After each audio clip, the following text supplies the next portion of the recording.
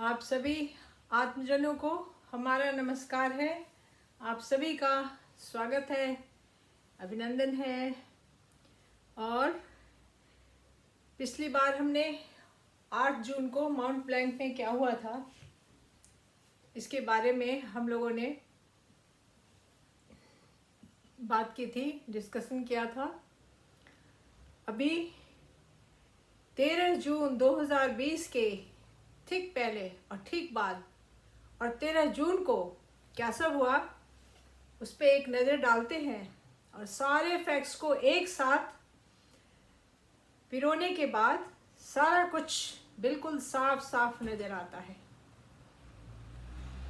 तो 13 जून के ठीक एक दिन पहले मीतू को अपने बच्चों से मिलने के लिए, जिसको कि उसने अपने फ्रेंड के पास छोड़ रखा था, उससे मिलने के लिए उसे जाना पड़ता है। और जैसा कि अपेयर होता है, जैसा कि प्रतीत होता है कि मीतू सिंह को कोई ट्रिकरी करके बुलाया गया, क्योंकि 13 तारीख को कत्ल करना बिल्कुल फिक्स था, बिल्कुल प्री प्लान था। और मीतू सिंह 12 तारीख को आफ्टरनून में चली जाती है।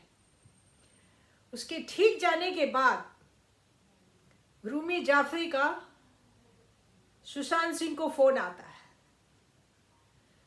रूमी जाफरी सभी को पता है, रिया चक्रवर्ती का बहुत ही करीबी दोस्त है, एक उसका बूजम फ्रेंड है, उसके साथ साजिश करने का भागीदार भी है और मुंबई मर्डर माफिया का एक सदस्य भी है। और वो सुशांत सिंह के घर पे आता है आफ्टरनून में, दोपहर में, और उसको फिल्म का ऑफर देता है। अब फरवरी से कोविड का लॉकडाउन चल रहा है, आज तक फिल्म नहीं दी और 12 तारीख को फिल्म देने चला आया, फिल्म का ऑफर देने, as a producer director. Actually उसको सुशांत सिंह के घर जाना था और देखना था, अपनी आंखों से आंखों देखा हाल रिले करना था रिया चक्रवर्ती को कि फ्लैट में कौन कौन मौजूद है और कौन कौन जा चुके हैं और हालात कैसे हैं, और कत्ल करने के लिए वहाँ क्या क्या सुविधाएं हैं। इसके जाने के बाद 13 तारीख को फिर मुंबई मर्डर माफिया का एक और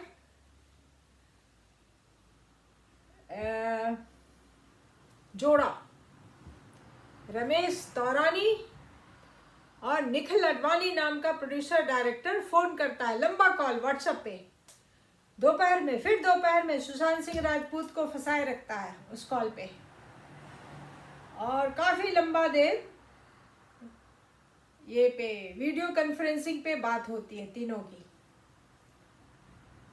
वो भी था सिर्फ सुशांत सिंह के राजपूत की मौजूदगी को उसके फ्लैट में कंफर्म करने के लिए ये सब रिया चक्रवर्ती के साथ मिलके ताना बाना बुना जा रहा था। अब इस कॉल के बाद उदय सिंह गौरी नाम का जो माफिया मेंबर है, मुंबई मर्डर माफिया का, बॉलीवुड माफिया का, तो वो एक तरफ ये व्हाट्सएप कॉल की डिटेल्स काफ़ी वायरल हो चुकी है रिया चक्रवर्ती के साथ।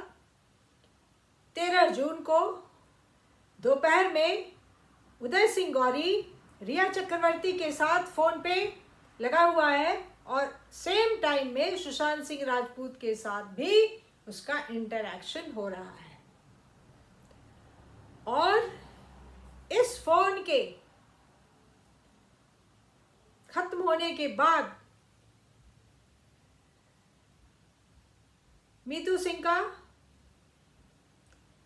3:30 बजे फोन आता है, जिसमें कि कोई भी रिप्लाई नहीं आता है।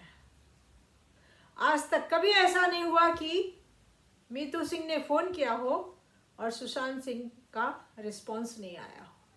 ये पहली बार था और ये आखिरी बार भी था।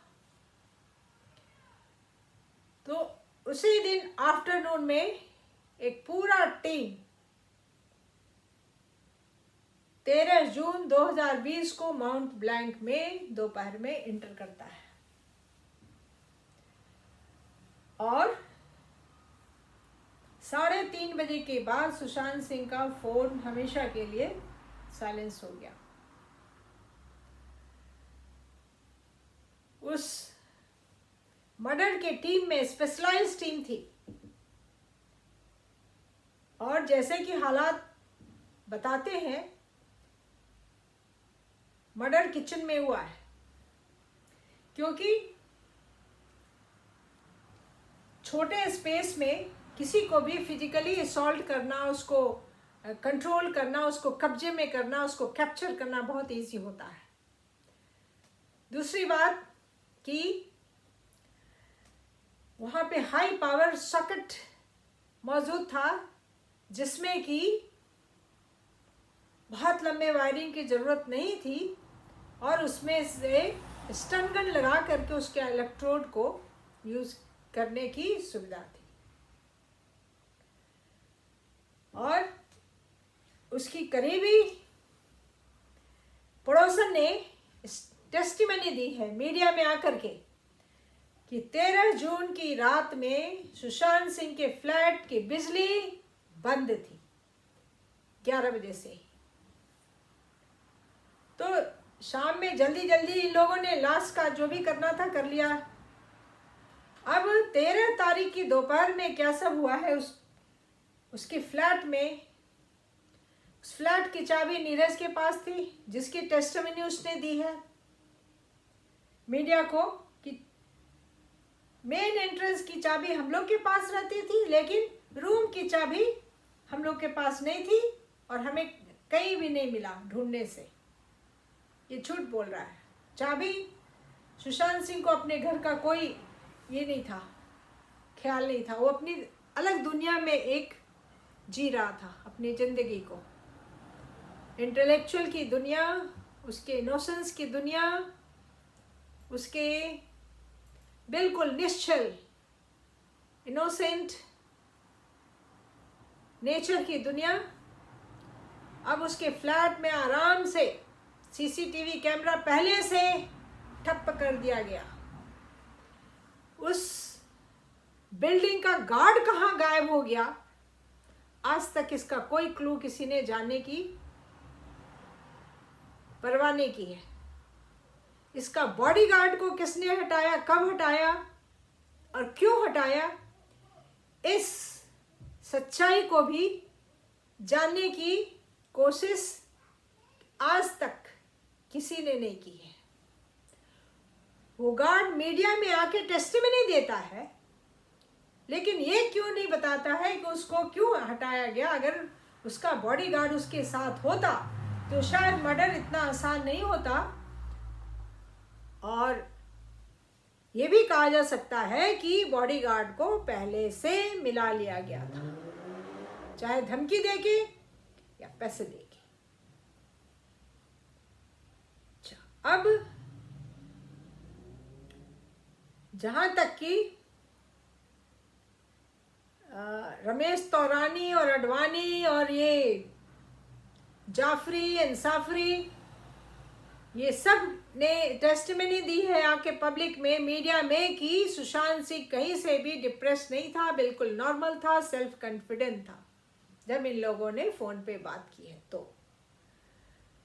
तो अब जो सुशांत सिंह पे हमला होता है 13 जून की शाम को, दोपहर और शाम के बीच में, उसमें सबसे पहले फिजिकल फाइट होती है। सुशांत सिंह पहले फाइट करता है अपने आप को प्रोटेक्ट करने के लिए, और उस फाइट में ये लोग सुशांत सिंह को कैप्चर नहीं कर पाए, उसको पूरी तरह से अपने कब्जे में नहीं कर पाए। तो तुरंत, जैसा कि इंतज़ाम करके रखा था, स्टन गन का इलेक्ट्रोड लगा दिया उसकी। कोई भी आदमी दाहिने हाथ में इलेक्ट्रोड स्टन गन रखेगा तो सामने वाले की बाईं की तरफ जाकर के वो स्ट्राइक करेगा। यहाँ पे स्ट्राइक किया है, काला निशान बना हुआ है। इलेक्ट्रिसिटी का इतना सीवियर वोल्टेज गया है कि वो जगह बिल्कुल बर्न हो गया, काले रंग का निशान है। इतना हाई डिग्री का वोल्टेज उसको दिया। उसके साथ ही सुशांत सिंह बिल्कुल सेंसलेस हो गया, इन लोगों के कब्जे में आ गया, बिल्कुल बेसहाय हो गया और अपने होशो हवास खो दिया। और उसके सारे शरीर की हड्डियां चकनाचूर हो गई हैं, बड़ी बड़ी हड्डियां टूट गई हैं, रीढ़ की पूरी हड्डी चकनाचूर है। रीढ़ के नीचे बड़े से क्विल्ट को रोल करके पिन करके घुसा के उसको किसी तरह से सीधा रखा है, नहीं तो ऐसे होता। क्योंकि रीढ़ बिल्कुल चकनाचूर, रीढ़ की हड्डी खोखली होती है, उसमें दम नहीं होता, स्पॉन्जी बोन बोलते हैं उसको। तो अब उसकी एक दो सांस चली होगी, उसको बंद करने के लिए एक बड़े ही शार्प एज वाले हेवी मेटल के स्ट्रिप से या रॉड से उसके गले को एकदम से बहुत जोर से दबाया है। इतनी बुरी तरह दबाया है कि बहुत गहरा घाव बन गया है उसके पूरे फ्रंट पे। 1/3 ऑफ द नेक, 1/3 सामने का हिस्सा पे ऐसे हॉरिजॉन्टल एक पर्पल, ब्राउन पर्पल कलर का ये है, ब्रूज है, जो कि दूसरे दिन अपीयर होता है। 18 घंटा पुराना वो ब्रूज है, उसके गले के सामने है। जो उसको इन लोगों ने असॉल्ट किया है उसको कब्जे करने के लिए, तो किसी के दाहिने हाथ का जो मुट्ठी उसके बाएं आंख पे लगा है, उसका बायां आंख बिल्कुल ब्लैक आई बना हुआ है, फ्रंट पे स्क्रैचेस हैं, किसी ने उसको दबोचने के लिए अपना पंजा लगाया होगा, उसके नाखून के निशान हैं, और हाथ पे भी नाखून के निशान हैं। और उसके शरीर से जो खून निकला है, उसके दाहिने पैर की फीमर जांग की हड्डी को तोड़ करके वहाँ की जो आर्टरी है, जो खून की नली है, वो टूट गई है, उससे बहुत सीवियर खून का फव्वारा निकला है और उसके सारा शरीर एकदम पीला पेल है और होठ नीले पड़ गए हैं, क्योंकि उसकी सांस बंद करके उसको मारा गया है। तो उसको साइनोसिस कहते हैं। लिप्स भी ब्लू पड़ गए हैं। उसके बाद इन लोगों ने उसकी लाश को, सुशांत सिंह की लाश को धुलाई किया है, क्लीन किया है, और जान की हड्डी पे इतना बड़ा मोटा तकिए का एक ये बैंडेज लगाया है, जो कि ऐसे फुला हुआ है तकिए की तरह, बहुत ही प्रोमिनेंट है। दाहिने तरफ का पूरा पैर का एंकल के ऊपर काफी सीवियर फ्रैक्चर है, मल्टीपल फ्रैक्चर है,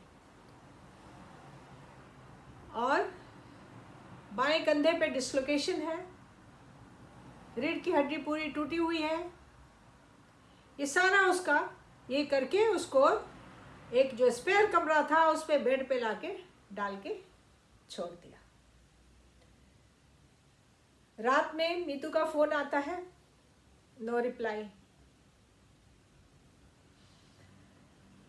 मिडनाइट को सुशांत सिंह के फोन को लेके 3 कॉल किया है कल्प्रिट्स ने, किलर्स, क्रिमिनल्स। एक ये रिया चक्रवर्ती ने अपने नाम पे किया ताकि ये पता चले कि वो वहां नहीं थी। इसको छुपाने के लिए उसने अपने नाम से भी एक कॉल कराया, एक कॉल संदीप सिंह के नाम से, जो कि वहां पे मौजूद था, और एक कॉल उसके किसी स्टाफ का था कि नाम पे किया गया था। वो सिद्धार्थ पिठानी का था या जिसका भी, 3 कॉल थे उसमें। और तीनों अनआंसर्ड कॉल थे, क्योंकि वो तो कल्प्रिट लोगों ने किया था, जानबूझ के किया था, तो उसके आंसर का तो कोई मतलब नहीं बनता है। अब उस भयानक घटना स्थल पे इस घटना को अंजाम देने के लिए कौन कौन लोग थे और कौन कौन लोगों ने टेस्टिमनी दी है अपने वहाँ होने का, इस पे थोड़ा गौर कर लेते हैं। मीडिया में जितने लोग भी आए और टेस्टिमनी दी है, खुद जो कि रिकॉर्ड में है यूट्यूब के चैनलों पे लाइव, तो उसमें सबसे बड़ी घातक टेस्टिमनी है स्मिता पारिक का, जो कहती है कि उसने पूल ऑफ ब्लड में सुशांत सिंह के शरीर को देखा तो उसका माथा चकरा गया, उसका दिमाग काम करना बंद कर दिया, उसने कहा है। अच्छा, नीरज नाम के नौकर ने टेस्टिमनी दी है मीडिया पे आके, जो रिकॉर्ड में है, कि सर की फ्रेंड भी वहां मौजूद थी उनके डेथ के टाइम में, और उसने दरवाजा खटखटाया। दरवाजा तो बंद ही नहीं हुआ तो खटखटाएगा कौन, लेकिन मौजूदगी की टेस्टिमनी उसने दी है कि स्मिता पारिक घटना स्थल पे मौजूद थी। तीसरी टेस्टिमनी है सुरजीत सिंह राठौर का। पहले तो 50 झूठ बोले, नीरज सिंह बबलू का फ्रेंड है, जैसे स्मिता पारिक फ्रेंड है, संदीप सिंह फ्रेंड है, गणेश हिवारकर फ्रेंड है। ये सब सुशांत सिंह के राजपूत के जूते की सोल के बराबर भी इनकी न औकात है, न इनके संस्कार हैं, न इनका कोई बैकग्राउंड है, न इनका कोई ऐसा क्वालिटी है, और न ऐसा कोई सुशांत सिंह के जीवन में ऐसा इनका कोई संबंध रहा है सुशांत सिंह जिससे कि ये अपने आप को फ्रेंड होने का दावा करें। और ये सुरजीत सिंह राठौर कहता है कि उसके गले पे जो निशान था, इतनी जोर से उसकी हड्डी दबाई गई थी कि गर्दन की हड्डी कड़कड़ा करके चूर हो गई। तो कड़कड़ाहट किसने सुनी? जो वहां होगा वही सुना होगा। उसने बहुत ही एक्यूरेट डिस्क्रिप्शन दिया है उसके गले की हड्डी को तोड़ करके उसको स्ट्रैंगुलेट करने का, और इसके साथ उसने 50 झूठ बोले हैं ताकि उसका अपना जो क्राइम है वो छुप जाए। झूठ की झाड़ियों में उसने इस सच्चाई को ढक करके बताने की कोशिश की है। अच्छा, अब वहां पे रिया चक्रवर्ती का प्रेजेंस इसलिए है क्योंकि एक तो चश्मदीद गवाह बोल के विवेकानंद गुप्ता नाम का एक आदमी, जो बहुत ही संदिग्ध तरीके से 6 महीने के बाद आता है मीडिया में, वो कहता है कि 13 जून के रात के 2 बजे रिया चक्रवर्ती को छोड़ने सुशांत सिंह उसके फ्लैट में गया था। तो रिया चक्रवर्ती को छोड़ने कोई न कोई तो गया था, लेकिन वो सुशांत सिंह तो नहीं था, और होना निश्चित है उदय सिंह गौरी का,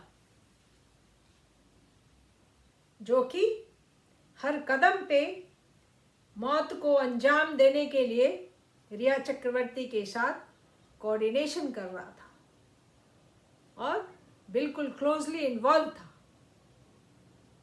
तो रिया चक्रवर्ती का होना इसलिए भी वहां पे निश्चित है क्योंकि जो फोन था वो रिया चक्रवर्ती के कब्जे में था, और उस फोन के सारे डिटेल निकाल करके रिया चक्रवर्ती ने उसका मिसयूज किया है, और प्रियंका सिंह जो सुशांत की बड़ी बहन है उसके ऊपर केस किया। तो मोबाइल से ही निकला है वो प्रिस्क्रिप्शन जो कि प्रियंका ने दिल्ली के एक डॉक्टर से एंग्जियोलाइटिक मेडिसिन लिखवा के व्हाट्सएप किया था। तो बिल्कुल एक साफ एविडेंस है कि उसका फ़ोन उसकी रात में अपने नाम से कॉल भी लगाया और उस फ़ोन को अपने कब्जे में लिया है, और उसी दिन रात में सारे उसके हार्ड डिस्क, उसका बैंक अकाउंट बुक, उसका पासपोर्ट, उसका आधार कार्ड, उसके सारे वैल्यूएबल्स, सब कुछ उसका, जितने भी उसके प्राइवेट कॉन्फिडेंशियल डॉक्यूमेंट थे, सब पे इन लोगों ने कब्जा कर लिया। अब पिठानी का जो टेस्टिमनी है 13 तारीख की रात का, वो आजकल वायरल हो रहा है। पहले भी हुआ था, उसमें से एक जो मोस्ट इम्पॉर्टेंट कटिंग है अभी निकाल करके मीडिया पे वायरल किया जा रहा है, जिसमें कि पिठानी कहता है, से पूछता है वो जर्नलिस्ट रिपब्लिक टीवी का कि 13 तारीख के रात में सुशांत के फ्लैट में जो लोग आए थे वो लोग कौन थे। तो पिठानी बोलता है मैं आपको नहीं बताऊंगा, मैंने सीबीआई को बता दिया है जो हमारे घर में आए थे। तो 13 तारीख का पूछता है और कहता है कि मैंने बताया है सीबीआई को। इसका मतलब 13 रात को वहां पे जत्था आया था और उनके नाम ये कहता है कि सीबीआई को बताया था। ये उसकी टेस्टिमनी है, उसके खुद की, और जो कि रिकॉर्ड में है, और इसको वो डिनाई नहीं कर सकता। अब दूसरी टेस्टिमनी है गणेश हिवारकर की। 13 तारीख की रात के बारे में कहता है, और ये भी मीडिया में है, वायरल में है, उसकी अपनी खुद की टेस्टिमनी है।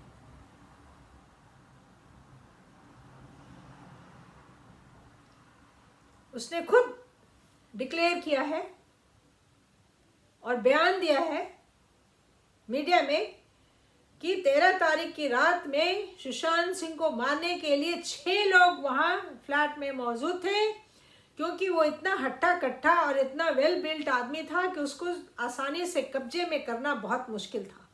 इसका मतलब 6 आदमी, वो एक बिल्कुल खास नंबर बता रहा है, 6-7 नहीं बोल रहा है, 6 आदमी थे,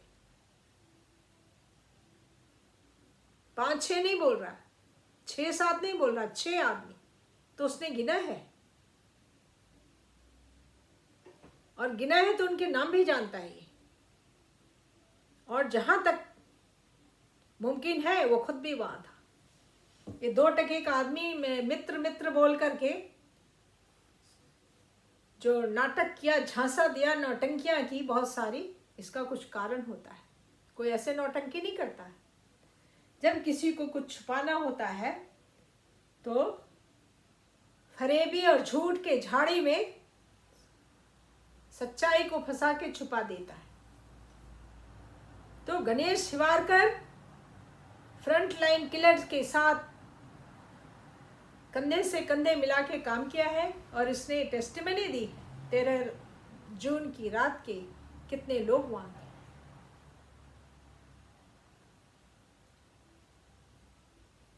संदीप सिंह वो भी वहां था,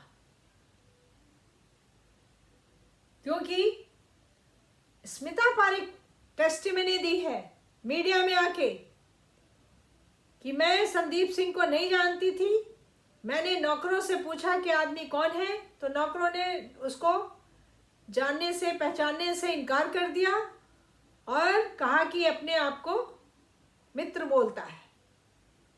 तो कब पूछा तुमने? स्मिता पारिक ने नौकरों को कब पूछा? कब नौकर थे? कब तुम वहां थी? कब वहां संदीप सिंह था? 13 तारीख को ही होगा, क्योंकि 14 को तो फटाफट लाश लेके भागे हैं लोग। तो 14 को कोई भी ड्रामा नहीं हुआ। मारने का जो सारा काम किया है वो 13 तारीख की रात में किया है। और अब उसकी जो लाइव फोटोग्राफी हो, इन्हें लाइव वीडियोग्राफी की जो रिले हुई है, उसकी टेस्टमनी भी मीडिया में है। उसकी टेस्टमनी आयशा खान खुद, जो कि अपने क्रिमिनल पार्टनर के साथ वहां थी, उसने खुद मीडिया में डिक्लेयर किया है। अब आप देखेंगे कि जितने भी फ्रंटलाइन किलर थे, सब ने टेस्टमनी दी है आके, कोई दूसरा नहीं दिया है। वो कह रही है कि लाइव टेलीकास्ट हमारी एक टीम की एक मेंबर ने देखा है। तूने किया तो तेरी टीम की एक मेंबर ने देखा होगा। और इस फैक्ट को स्मिता पारेख, आयशा खान, ये सब लोगों ने देवलीना नाम की लड़की को बिल्कुल साफ साफ और बहुत ही छुपा के गोपनीय तरीके से उसको साफ साफ बताया, और किस तरह से वो लोगों को स्मार्टली एलिमिनेट कर देती है और विभोर आनंद को कैसे स्मार्टली किल करा देगी, इसका प्लान जब उसने बताया देवलीना नाम की लड़की को, तब देवलीना के आंख खुले कि अरे ये तो फ्रंटलाइन किलर है। और उसके सारे सबूत थे सलमान खान के साथ, जो इन लोगों की जो साजिश चल रही थी, स्मिता पारेख की, आयशा खान की, ये सब उसने डिस्क्लोज कर दिया देवलीना को, ये जान के कि उसके टीम की ये मेंबर है। हालांकि देवलीना क्रिमिनल के साथ काम कर रही है, ये बिना जाने हुए उनके गिरोह में एक मेंबर बन गई थी। और फिर जब सब सच्चाई आंख से देख लिया, कानों से सुन लिया, तो वहां से वो छुट के निकली है। तब ये लोग सारे उसके पीछे पिल के पड़ गए, विभोर आनंद के पीछे, उसको अरेस्ट करवाया और देवलीना को धमकियां दी, कितने स्कैंडल बनाए, कितने क्या क्या नहीं किया। तो ये इनकी अपनी टेस्टमनी है। अब लाइव रिले के बाद इन लोगों ने क्या किया है, सुशांत, बहुत ये गौर से सुनने की बात है, सुशांत सिंह के बॉडी को इंजेक्ट किया है और मोटे नीडल से इंजेक्ट किया है। एक नीडल उसके गले पे बहुत ही साफ दिख रहा है, स्ट्रैंगुलेशन मार्क के बीचों बीच उसकी बॉडी में मारने के साथ साथ इन लोगों ने फॉर्मलिन इंजेक्ट किया है ताकि लाश सड़े नहीं, क्योंकि लाश से लोग कब निकालेंगे, कैसे निकालेंगे, कहाँ छुपाएंगे, अभी इतना शायद प्रोग्राम नहीं बना था। तो उसकी लाश को प्रिजर्व करने के लिए, सड़े ना, महके ना, बदबू ना आ जाए और पूरे आसपास बदबू ना फैल जाए, तो कहीं सुइयों से उसके पूरे बॉडी को इंजेक्ट किया है। और फॉर्मलिन इंजेक्ट कर देने से लाश सड़ती नहीं है, उससे बदबू नहीं आएगी। लाश पुरानी हो गई, डिकम्पोज हो गई, लेकिन लाश से बदबू नहीं आ रही थी। तो इतनी सुइयां इसलिए उसकी बॉडी पे थी, एक बहुत बड़ा सुई, यहां पे मोटा सुई लगाया है। तो लाश को प्रिजर्व भी किया है, क्योंकि लाश को ये लोग मर्चुरी तो ले नहीं ले, रात दोपहर में मारे हैं, पूरा दोपहर, शाम, रात, कल की सुबह, कल की दोपहर, 24 घंटे के बाद वहां से शाम को कूपर हॉस्पिटल लेके जाते हैं। 14 की सुबह में फोन आता है मीतू सिंह का, फोन से कोई रिप्लाई नहीं आता, और उसको किस तरह से बेवकूफ बना के और किस तरह से उसके रूम में, जिस रूम में लाश को बंद रखा था, उसके ताला को तोड़वा दिया, चाहे खुद तोड़ा या ताले वाले से तोड़वाया, ताला तोड़वा दिया। क्यों? तुम्हारे एक एक आदमी के पास मोबाइल था, क्यों एक ये फोटो क्यों नहीं लिया? अगर लाश को टंगे हुए पाया तो फोटो क्यों नहीं लिया?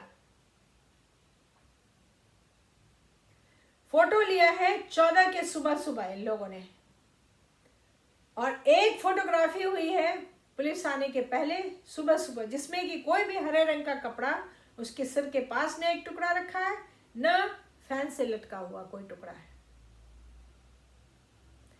पुलिस आने के ठीक पहले हरे रंग का कुर्ता फाड़ करके एक टुकड़ा उसके सर के बगल में छोटा सा और एक बड़ा 3-4 फीट का उसके फैन से लटका दिया। ये 14 तारीख की सुबह की कहानी है। और पुलिस को बुला के कितनी नौटंकियां की और सुसाइड का हल्ला करा दिया पोस्टमार्टम के डिक्लेरेशन के पहले। अब 14 और 15 को संदीप सिंह क्या गुल खिलाता है, रिया चक्रवर्ती क्या गुल खिलाती है और पूरा गैंग क्या गुल खिलाता है, वो हम आपको अगली बार इस पे चर्चा करेंगे। तब तक के लिए आपको नमस्कार।